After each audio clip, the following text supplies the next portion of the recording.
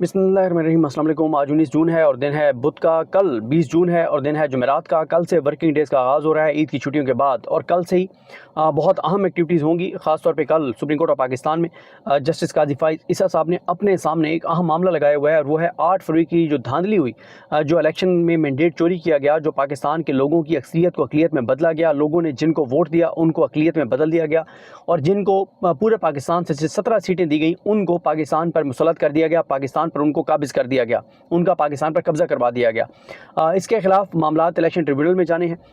गो के इसको supreme court को टेकअप करना चाहिए था, कमीशन बनाना चाहिए था, तहकीकात करवानी चाहिए थी, लेकिन काजी साहब ने वो तो नहीं किया। लेकिन काजी साहब ने किया ये कि जो 8 फरवरी का मैंडेट चोरी हुआ उस पर जो लाहौर हाई कोर्ट ने आज़ाद जजेस पे मुश्तमिल ट्रिब्यूनल बनाने का फ़ैसला किया, तो उस फैसले को चैलेंज कर दिया गया काजी फ़ाइज़ ईसा साहब के पास। उसमें बहुत कुछ होना है, आप सुबह अलर्ट रहिएगा। मैं आपको बस इतना ही बता रहा हूँ, होना बहुत कुछ है सुबह। अब वो होता है नहीं होता, पीटीआई के लोग कर पाते हैं नहीं कर पाते, लेकिन कल बहरहाल प्लानिंग बड़ी इंटरेस्टिंग है, तो इसलिए लगता यह है कि आपके लिए काफ़ी खबरें होंगी कल सुबह। सुप्रीम कोर्ट में जब इस केस की समाअत शुरू होगी तो साथ ही आपके पास बड़ी अहम खबरें इस हवाले से आएंगी। लेकिन उस पर तो हम सुबह ही बात करेंगे कि क्या होता है, क्योंकि काजी साहब को वैसे तो वो सुनना नहीं चाहिए, क्योंकि काजी साहब पे 8 फरवरी के इंतखाबात में धांधली करवाने का इल्ज़ाम है। 8 फरवरी को तहरीक इंसाफ को की अक्सरियत को अक़लियत में बदलने का इल्ज़ाम काजी फ़ाइज़ ईसा साहब पर है। ये सारा मुल्क के अंदर आज जो आप बहरान और कोहराम देख रहे हैं, जो आज मुल्क को आप तबाही और बर्बादी की तरफ जाते हुए देख रहे हैं, इसका सबब 8 फरवरी के इंतखाबात हैं। और 8 फरवरी के इंतखाबात चीफ जस्टिस पाकिस्तान जस्टिस काजी फ़ाइज़ ईसा साहब और chief election commissioner Sikandar Sultan Raja का तहरीक इंसाफ यही कहती है कि इन दो का मरकज़ी किरदार है, इन दोनों ने 8 फरवरी का मैंडेट जो है वो चोरी करवाया है, तहरीक इंसाफ का ये इल्ज़ाम है। तो अब काजी साहब को बहरहाल ये केस नहीं सुनना चाहिए।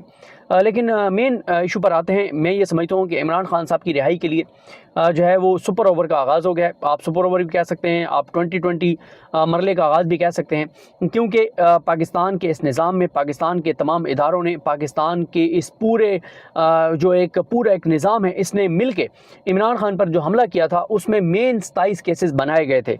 27 केसेस में इमरान खान की गिरफ्तारी डाली गई। उनमें से 5 तो ऐसे थे जिसमें इमरान खान को कई साल तक जेल में रखना मकसूद था, और बाकी जो केसेस हैं उनमें भी था, लेकिन मेन 5 केसेस थे। उन 5 केसेस का मैं आपको बताऊंगा, और टोटल 27 केसेस में इमरान खान की गिरफ्तारी डाली गई थी। इन 27 केसेस में से आखिरी जो केस है, 27वां केस जो है, उसका फैसला जो है वो 27 जून तक हो जाएगा।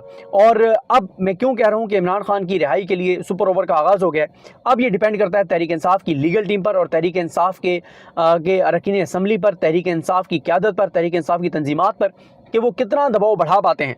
जितना वो दबाव बढ़ा पाएंगे उतना इमरान खान की रिहाई जल्दी हो जाएगी। और अगर तहरीक इंसाफ की जो बाहर लीडरशिप है वो जिस तरह से कंप्रोमाइज़ नज़र आती है, अगर इसी तरह से वो कंप्रोमाइज़ रही तो फिर तो इमरान खान 2 साल भी मुझे रिहा होते हुए नज़र नहीं आते। लेकिन अगर उन्होंने एग्रेसिव हिकमत अमली अपनाई, उन्होंने दबाव बढ़ाया, तो एक ऐसे वक्त में जब अदालतें अपने मोड़ पर खड़ी हो गई हैं, बड़ी तादाद में जजेस अपने मोड़ पर खड़े हो गए हैं, तहरीक इंसाफ अगर एग्रेसिव पॉलिसी अपनाती है, देखें जब आपकी लड़ाई जितनी बड़ी होती है, आपकी हिकमत अमली भी उतनी ज़बरदस्त होनी चाहिए। जितने महाजों पर आपके खिलाफ इकदाम हो रहे हैं, आपको उन तमाम महाजों पर लड़ना होगा। अगर आप उन तमाम महाजों पर नहीं लड़ेंगे तो फिर इमरान खान 2 साल तक बाहर नहीं आएंगे। मैं क्यों कह रहा हूँ कि ये सुपर ओवर का आगाज़ हो गया, क्योंकि देखें इमरान खान की 27 केसों में गिरफ्तारी डाली गई थी। कैसे? इमरान खान को सबसे पहले गिरफ्तार किया गया था तोशाखाना फौजदारी केस में 5 अगस्त को। उसमें जज हुमायूं दिलावर ने फैसला सुनाया था, सज़ा सुनाई थी। वो फैसला इमरान खान साहब की सज़ा जो है वो मुअत्तल हो चुकी है। दूसरे नंबर पर इमरान खान साहब जो हैं उनकी गिरफ्तारी डाली गई थी। जो तोशाखाना एक और नैब रेफरेंस था, उसमें भी इमरान खान साहब और बुशरा बीबी साहिबा की सज़ा मुअत्तल हो चुकी है। 30 सेकंड के अंदर अंदर वो सज़ा मुअत्तल हुई थी। नैब ने आकर कह दिया था कि इमरान खान और बुशरा बीबी की अगर आप सज़ा मुअत्तल करते हैं, इस्लामाबादी कोर्ट को कहा था कि हमें कोई एतराज़ नहीं होगा। उसकी वजह यह थी कि अगर उस केस के ऊपर भी मेन अपील हाई कोर्ट सुनना शुरू कर देती तो जो इनकी तबाही और बर्बादी फिरनी थी वो पूरी दुनिया तमाशा देखती। जिस तरह का वो बोगस केस है इमरान खान और बुशरा बीबी के ऊपर तोशाखाना का, जिसमें उन्होंने 3 अरब की जो है वो बना दी है, एक एसेट बना दिया है, एक गिफ्ट बना दिया है। तीसरी इमरान खान साहब की गिरफ्तारी जो डाली गई थी वो इमरान खान साहब की अलकादिर केस में इमरान खान साहब की जो है वो डाली गई थी। अलकादिर केस में ट्रायल चल रहा है। उसमें 15 तक इमरान खान साहब को 15 जुलाई तक ये सज़ा सुनाने की कोशिश करेंगे, लेकिन उसमें भी इमरान खान साहब की जो है वो ज़मानत हो चुकी है। चौथी जो इमरान खान साहब की गिरफ्तारी थी वो साइफर केस में थी। साइफर केस में इमरान खान और शाह महमूद कुरैशी साहब बाइज़्ज़त बरी हो गए हैं। 5वीं जो इमरान खान की गिरफ्तारी है वो इद्दत केस में है। इद्दत केस में घटिया मकरू नीच केस, और उससे गंद का अंदाज़ा होता है कि इमरान खान के दुश्मनों का जहन कितना गंदा है, कितना गलीज़ है, कितना नीच है, किस हद तक वो गिर गए हैं जिस तरह का इद्दत केस बनाया गया। अच्छा, इद्दत केस में 13 जून को 10 वर्किंग डेज़ में इमरान खान और बुशरा बीबी की सज़ा मअतली का फैसला सुनाने का ऑर्डर कर रखा है जस्टिस मियां और गुल हसन औरंगज़ेब साहब ने, और 27 जून से पहले एडिशनल सेशन जज अफजल मजोका को इस हवाले से फैसला करना है। और अफजल मजोका साहब जो हैं, जिनका प्लान ये था, आमिर फारूक साहब ने उनको गैर मुअय्यना मुद्दत तक के लिए इमरान खान और बुशरा बीबी का केस सुनने का इख्तियार दे दिया था। जब शाहरुख अर्जुमंद ने लिखा कि मैं फैसला नहीं सुना पा रहा, मेरे ऊपर एतराज़ हो गया है, खावर मानिका ने एतराज़ कर दिया है, तो आमिर फारूक साहब ने कहा कि जी बिल्कुल खावर मानिका साहब ने बिल्कुल उनका एतराज़ जायज़ है या जो भी है, लेकिन आमिर फारूक साहब ने कहा कि जी बिल्कुल आप ये केस ना सुने, और आमिर फारूक साहब ने केस उठा के भेज दिया अफजल मजोका साहब को। अफजल मजोका साहब के पास जब ये केस किया तो तहरीक इंसाफ वालों से हमने पूछा कि आपको क्यों अफजल मजोका साहब पर एतराज़ है। उन्होंने कहा कि इनकी अफजल मजोका साहब की सबसे बड़ी डिस्क्वालिफिकेशन ये है कि उनको आमिर फारूक साहब ने सेलेक्ट किया है। उन्होंने कहा जो आमिर फारूक साहब की सिलेक्शन हो उस जज के बारे में हमें कुछ और कहने की ज़रूरत नहीं है कि वो जज किस तरह का फैसला करेगा, लिहाजा हम इस मामले को चैलेंज कर दिया गया इस्लामाबादी कोर्ट में, और जस्टिस मियां गुल हसन औरंगज़ेब साहब ने जज एडिशनल सेशन जज अफजल मजोका को पाबंद बना दिया कि वो 10 वर्किंग डेज़ में यानी 27 जून तक वो हर सूरत में फैसला करें इमरान खान साहब और बुशरा बीबी की सज़ा मअतली का, और 1 माह में मेन अपील का फैसला करें। 27 जून तक फैसला करना है। इसके अलावा ये 5 केसेस का मैंने आपको बता दिया जो बड़े केसेस हैं। इसके अलावा 10 केसेस में इमरान खान की ज़मानत कबल अज़ गिरफ्तारी की दरखास्तें खारिज कर दी गई। इमरान खान को गिरफ्तार करने का हुक्म जारी किया गया, लेकिन इस्लामाबाद हाई कोर्ट और लाहौर हाई कोर्ट ने वो 10 की 10 कबल अज़ ज़मानत गिरफ्तारी की दरखास्तें जो मुस्तरद होने के फैसले थे वो कलअदम कर दिए, क्योंकि ATC के जजेस लाहौर और इस्लामाबाद में उन्होंने इस बेस पर इमरान खान की ज़मानत कबल अज़ गिरफ्तारी की दरखास्तें मुस्तरद की थी कि इमरान खान हमारे सामने पेश नहीं हुए। तो हाई कोर्ट ने कहा कि इमरान खान जो बिहाइंड द बार्स हैं, जो रियासत की कस्टडी में है, रियासती इदारों की कस्टडी में है, उनको अदालत में प्रोड्यूस करना वो रियासती इदारों का काम है, जेल अथॉरिटीज़ का, पुलिस का, इन सारों का काम है। इमरान खान के अपने पास तो इख्तियार ही नहीं है कि वो पेश ना हो, तो लिहाजा इस बेस पर उनकी दरखास्तें ज़मानतें खारिज करना कि वो पेश नहीं हुए, ये जायज़ जवाज़ नहीं है। और इस तरह से वो 10 केसों में जो गिरफ्तारी डाली गई थी वो 10 की 10 कलअदम हो गई। तो इस तरह से हो गया 12 केसों में गिरफ्तारी डाली गई, जिसमें GH को हमला केस और कुछ और 9 मई के केसेस थे। उसमें एक अजीम जज मलिक एजाज आसिफ आवान रावलपिंडी ATC के जज हैं, उन्होंने इमरान खान और शाह महमूद कुरैशी साहब की 9 मई के 12 केसों में 10 फरवरी को ज़मानतें कबूल जो है वो एक्सेप्ट की थी, ज़मानत की दरखास्तें, और उन्होंने रिहा करने का हुक्म दिया था। और ये जज मलिक एजाज आसिफ आवान वही जज हैं जिनसे केस ट्रांसफ़र करवाने की दरखास्तें प्रोसिक्यूशन ने दायर की लाहौर हाई कोर्ट में, और लाहौर हाई कोर्ट के चीफ जस्टिस मलिक शहजाद अहमद खान साहब ने 2 लाख रुपये फ़ी दरखास्त के हिसाब से उनकी दरखास्तें मुस्तरद की, 22 लाख रुपये उन्होंने जुर्माना किया। और ये मलिक एजाज से वावान के खिलाफ एक रेफरेंस भी दायर किया गया। ये ज़बरदस्त और शानदार जज हैं जिनके खिलाफ बड़ा प्रोपेगेंडा किया गया और बड़ी मुहिम चलाई गई। यूँ 10 केसेस ज़मानत कबल अज़ गिरफ्तारी वाली, उनमें इमरान खान के गिरफ्तारी के फैसले कलअदम हुए। 12 9 मई के केसों में इमरान खान साहब की ज़मानतें मंजूर हो चुकी हैं, ये 22 हो गए। 5 और केसेस हैं जिसमें तोशाखाना फौजदारी और तोशाखाना नैब रेफरेंस, उसमें इमरान खान साहब की सज़ाएं मुअत्तल हैं। साइफर में वो बरी हो चुके हैं और अलकादिर में उनकी ज़मानत हो चुकी है। एक केस रह गया 27वां, और वो है ये इद्दत वाला घटिया केस। इसमें 27 जून तक फैसला हो जाएगा। अब होगा क्या? अब नज़र ये आ रहा है कि इमरान खान साहब की एक और किसी केस में गिरफ्तारी डाली जाएगी। लेकिन देखें, एक बात ध्यान में रखें कि अब जिस भी केस में इमरान खान की गिरफ्तारी डाली जाएगी वो कोई इतना लंबा नहीं चलने वाला है, सिवाय नैब का केस। नैब का जो एक और केस उन पर बना रहे हैं तोशाखाना का, उसमें मसला यह है कि इमरान खान साहब के वकला सलमान सफदर साहब, उस्मान रियाज गिल साहब, खालिद यूसुफ चौधरी साहब, इन्होंने नैब के जो नए नोटिस हैं उनको चैलेंज किया हुआ है। आज 50 दिन हो गए हैं कि आमिर फारूक साहब ने उनको लटकाया हुआ है। 50 दिन हो गए। अर्ली हियरिंग की दरखास्तें भी दी गई, आमिर फारूक साहब अभी तक फैसला नहीं कर रहे, और तहरीक इंसाफ ये कह रही है कि आमिर फारूक साहब सहूलतकारी कर रहे हैं इस निज़ाम की कि इमरान खान साहब को एक और केस में गिरफ्तार कर लिया जाए। और इस दौरान एक ऑर्डिनेंस जारी किया गया जिसमें यह है कि इमरान खान के लिए था कि नैब में अब जो गिरफ्तारी होगी तो जिस्मानी रिमांड 40 दिन तक होगा। 40 दिन तक जिस्मानी रिमांड अगर चलता है तो 40 दिन आप जमानत अप्लाई नहीं कर सकते। उन नैब के नोटिस को, कॉल ऑफ नोटिस को चैलेंज किया हुआ है इमरान खान साहब के और बुशरा बीबी साहिबा के वकला ने, लेकिन आमिर फारूक साहब 50 दिन हो गए हैं उस पर फैसला नहीं कर रहे। जब भी वो केस जो है वो समाअत के लिए मुकर्रर होता है तो कुछ न कुछ वारदात डल जाती है। एक बार तो आमिर फारूक साहब ने कॉज लिस्ट मनसूख कर दी थी। और इसमें आप देखें तहरीक इंसाफ की लीगल टीम जो है वो सलमान सफदर साहब वकील बहुत लायक वकील हैं, उस्मान रियाज गिल साहब बहुत लायक वकील हैं, खालिद यूसुफ चौधरी बड़े मेहनती वकील हैं। इनको चाहिए कि ये अर्ली हेयरिंग की जो दरखास्तें डाल रहे हैं वो मीडिया के साथ शेयर करें और मीडिया टॉक करें, इस्लामाबादी कोर्ट आकर बताएं कि आमिर फारूक साहब क्यों नहीं लगा रहे, और एक वाइट पेपर टाइप जिस तरह जारी करते हैं, वाइट पेपर ना हो, एक सिंपल एक फैक्ट्स जो है वो जारी कर दें कि इस तारीख को हमने ये दरखास्त दायर की थी और इतनी समातें हो चुकी हैं, इस समात पे ये हुआ, इस समात पे ये हुआ, इस समात पे ये हुआ, ताकि पूरे पाकिस्तान को और पूरी दुनिया में पता चले कि आमिर फारूक साहब किस तरह से इस केस को लटका रहे हैं। ताकि, और ये कोई पहला केस नहीं है, आमिर फारूक साहब ने जितने भी इस तरह के इमरान खान साहब के नोटिस थे वो डिले करके रखे, और फिर होता यह है कि इमरान खान की गिरफ्तारी हो जाती है और फिर वो गैर मौसर हो जाती है वो दरखास्त, या इमरान खान साहब के वो जो केस चल रहा होता है उसको चैलेंज किया गया होता है, उसको ट्रायल को वो पेंडिंग रखते हैं, इस दौरान वो कन्विक्ट हो जाते हैं और वो दरखास्त उनकी गैर मौसर हो जाती हैं। तो इसलिए अब डिपेंड करता है इमरान खान की लीगल टीम पर कि वो कितनी एग्रेसिव उनकी हिकमत अमली होती है। उनको अदालत में अर्ली हियरिंग की दरखास्तें डालनी होंगी, मीडिया के साथ शेयर करनी होंगी, मीडिया टॉक्स करनी होंगी।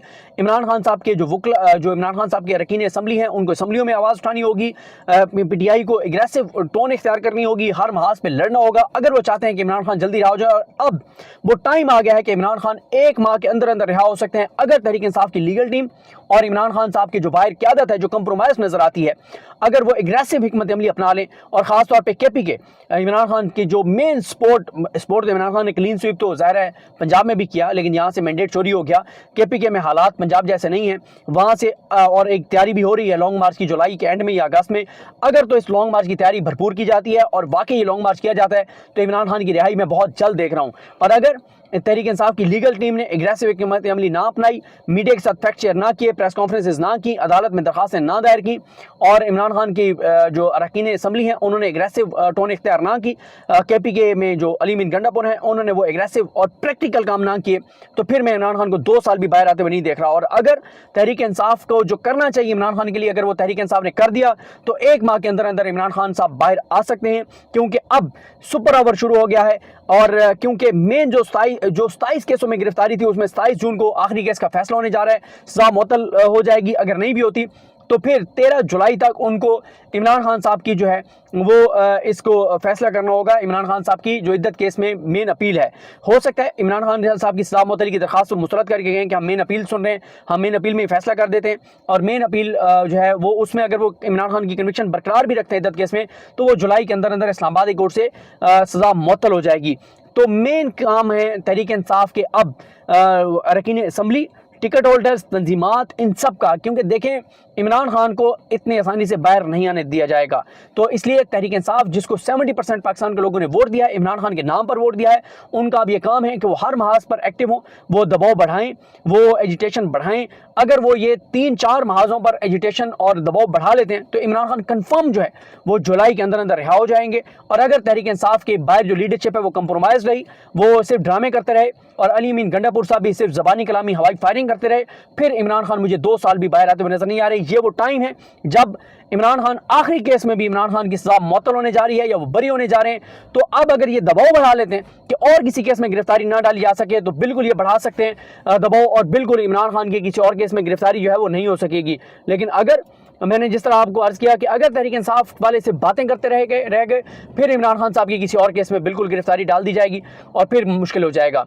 अब आमिर फारूक साहब के पास आज भी, यानी अब जब आप ये वीडियो देख रहे होंगे शायद जुमेरात का आगाज़ हो गया हो 20 जून का, आज भी उनको अर्ली हियरिंग की एक दरखास्त डालनी चाहिए, आके मीडिया टॉक करनी चाहिए, बताना चाहिए, दबाव बढ़ाना चाहिए। तहरीक इंसाफ की तंजीम के जो ये उमर अयूब साहब इन सारों को प्रेस कॉन्फ्रेंस करके बताना चाहिए कि 50 दिन हो गए हैं और आमिर फारूक साहब हमारे केस का फैसला नहीं कर रहे और मौका फराहम कर रहे हैं नैब को कि इमरान खान की गिरफ्तारी डाल दें। जितनी ये हाइप क्रिएट करेंगे, जितना ये दबाव बढ़ाएंगे, आमिर फारूक साहब के लिए उतना मुश्किल हो जाएगा जो है वो नैब को ये मौका देना कि वो इमरान खान की एक और केस में गिरफ्तारी डाल दें। क्योंकि बाकी 9 मई की जो केसेस हैं, जितने भी बाकी अब केसेस हैं, उनमें 14-14 दिन का जिस्मानी रिमांड है और 14 दिन का भी जिस्मानी रिमांड नहीं हो सकेगा क्योंकि इमरान खान जिस्मानी रिमांड तो जेल नहीं जा सकता, जुडिशली होते जाएंगे, जमानतें उनकी होती चली जाएंगी। अब टाइम आ गया है तहरीक इंसाफ के लिए कि इमरान खान की रिहाई के लिए वो आखिरी जो है वो एक जद्दोजहद करें और उन पे फ़र्ज़ भी है उन पे कर्ज भी है, उनको जो वोट मिला है वो इमरान खान के लिए नाम पे मिला है, KP के अंदर जो हुकूमत बनी है वो इमरान खान के नाम पर बनी है। पंजाब के लोगों को जो PTI के अरकान को जो फॉर्म 45 भी जीते हुए हैं या जो फॉर्म 47 भी जो जारी करवाने में कामयाब हुए, इन सारों को भी जो वोट पड़ा है वो इमरान खान के नाम पर पड़ा है। और जितने भी लोगों से बात होती है वो सारे, बल्कि कल ही मेरी जो PTI के बहावलपुर के सदर हैं जोइया साहब, उनसे मुलाकात हुई और जोइया साहब ये बता रहे थे, कहते हैं कि जब मैं आखिरी 8 दिन हमें मिले कंपेन करने के लिए, उससे पहले तो हम रुपोश थे और हमारे खिलाफ जो जबर हुआ, जो तशद्दुद हुआ, जो फसाइयत हुई, जो यजीदियत हुई, वो ज़ाहिर है पूरा पाकिस्तान जानता है। वो कह रहे थे कि हम आखिरी 8 दिन में जो हम कंपेन कर रहे थे, और यही बात मुझे अवैस जखर साहब ने भी बताई, जो लिया से MNA हैं, जितने PTI के लोग मिलते हैं वो ये बताते हैं कि हम जब लोगों के पास गए, लोग हमें कहते थे कि वोट हमने तुम्हें देना है, सिर्फ एक हमें कमिटमेंट चाहिए और वो ये है कि तुम इमरान खान के साथ बेवफाई नहीं करोगे। तो अब ये टाइम आ गया है PTI की तंजीमात के लिए कि PTI, और देखें ना वो जोइया साहब भावलपुर में वो जीत गए हुए थे, लेकिन फॉर्म 47 पर उनको हरा दिया गया और उनका मामला अब ट्रिब्यूनल के पास जाना है और ट्रिब्यूनल का भी फैसला नहीं हो पा रहा कि ट्रिब्यूनल कौन होंगे। वो मामला अब जो है वो जुमेरात, यानी आज, अगर आप आज तारीख चेंज हो गई है और आप अगली तारीख में देख रहे हैं तो 20 जून को आज ये आमिर इसने काजी फायसा साहब ने और नईम अफगान साहब ने सुनना है और बड़ी इंटरेस्टिंग वहाँ पे कमरे अदालत में चीज़ें होंगी। जागते रहिएगा, देखते रहिएगा कि सुप्रीम कोर्ट से क्या खबर आती है। जो तहरीक इंसाफ की प्लानिंग है, अगर उसको वो एग्जीक्यूट कर पाए तो बड़ी इंटरेस्टिंग चीज़ें होंगी। तो देखते हैं जी चीज़ें कैसे आगे बढ़ती हैं। लेकिन इमरान खान साहब के 27 केसेस में से 27वां केस 27 जून को कंक्लूड होने जा रहा है। अब इमरान खान जब तक अंदर रहेंगे उसकी वजह ये निज़ाम नहीं होगा बल्कि तहरीक इंसाफ होगी, और तहरीक इंसाफ कब तक इमरान खान को अंदर रखने के लिए सहूलतकारी करती है इनके बाहर लोग, वो आने वाले दिनों में पता चल जाएगा और वो इमरान खान की रिहाई के लिए क्या कुछ करते हैं, ये बातें भी सामने आ जाएंगी। मुझे अपनी दुआ में याद रखें। अल्लाह करीम हम सबका हामी नासर। अल्लाह हाफिज़।